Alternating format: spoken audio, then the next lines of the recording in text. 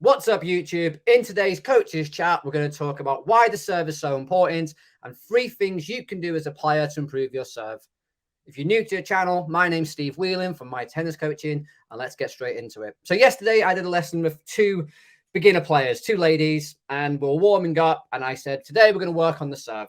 And both faces dropped, and one of the ladies went, oh, I don't like serving. It's really difficult. It's really embarrassing. And I sort of mentioned to her that it's quite important for a tennis player to be able to serve because we use it all the time, right? So every point starts with somebody serving. But for some reason, there's a culture or some kind of weirdness around the serve. Coaches will only work on serve the last 10 minutes of a lesson. They'll do drills, both players back, forehands and backhands, but they don't work on serve, which is nuts, right? Because if you play a match, you serve all the time. So the first thing I did was I gave them a reality of tennis. Even the best players in the world miss serves, and a good first serve percentage, about 65% maybe for some sort of top players. So they're missing 3 serves, 4 serves out of 10. Obviously, they're hitting the ball a little bit quicker and they have much better technique than the average club player. But with all stats, it all sort of levels itself out. The averages are generally the same. And I think most club players don't understand that. And they'll miss one serve. And the lady did it yesterday. She missed one serve and started shaking her head. And, oh, I couldn't get it in. I'm not very good. And like, well, chill out. Like, everybody misses serves. So I like to use a lot of stats when I coach. And that just gives them a sense of reality. Like, the top players are missing serves as well. So it's okay if you miss a serve. Obviously, we don't want to miss and we try not to miss. But it happens. Somebody has to miss in tennis, otherwise the game will go on forever. So make sure when you're practicing serves and you're sort of working on your serve, don't be too hard on yourself. Be kind to yourself. Tip number 2 was I gave them targets. So I split the service box in 2. They had a red spot and a blue spot. And what I said to them, okay, we're going to hit some serves. All we have to do is go to a target. Don't have to tell me which target, but I want you to pick a target. And I had the classic answer back, oh, I just want to get it in. I said, well, that's your problem as well, because if you just step up to the baseline and you're just trying to get the ball in, you're putting a lot of pressure on yourself. And you're probably saying, don't miss, don't miss. And what's going to happen? You're going to miss. So by having a target, it just helps calm the mind and gives you a focus. It gives you a destination. And the body's an amazing thing. So even if you have a blue spot out wide, if that's your target, you'll naturally, instinctively adjust your body to try and hit that target as well. Plus, it's also going to help technique, because to get the ball to go towards a target, you're going to have to line the strings up, the path, the angle.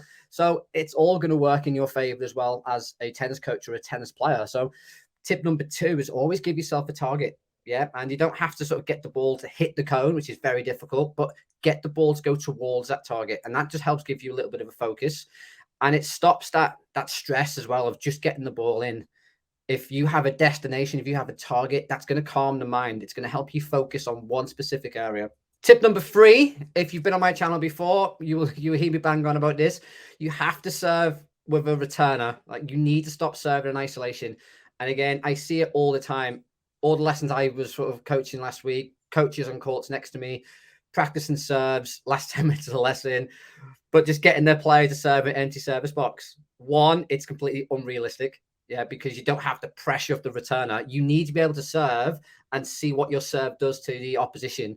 You don't get that. There's no one down the far end. So if you're in the private lesson, if you're the coach or the player, there's no reason for the coach to be next to you. They should be down the far side, because you're going to feel the serve. You're going to be able to feel how effective the serve is. Does it make you move? Are they serving to both sides, or just serving to your forehand?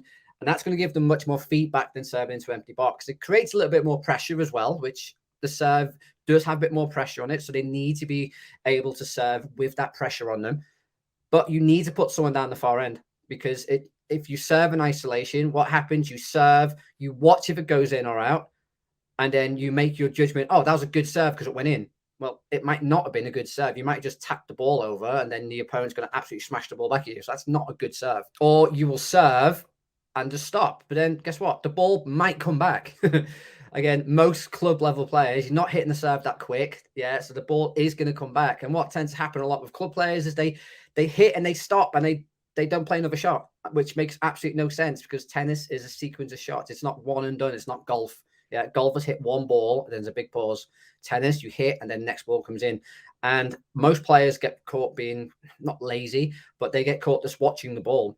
So tip number 3, serve with a returner and play the third ball, play the third shot, get used to stringing the serve and connecting it into the other areas of the game. And that was it. By the end of the lesson, both ladies were playing better tennis, more confidence on serve.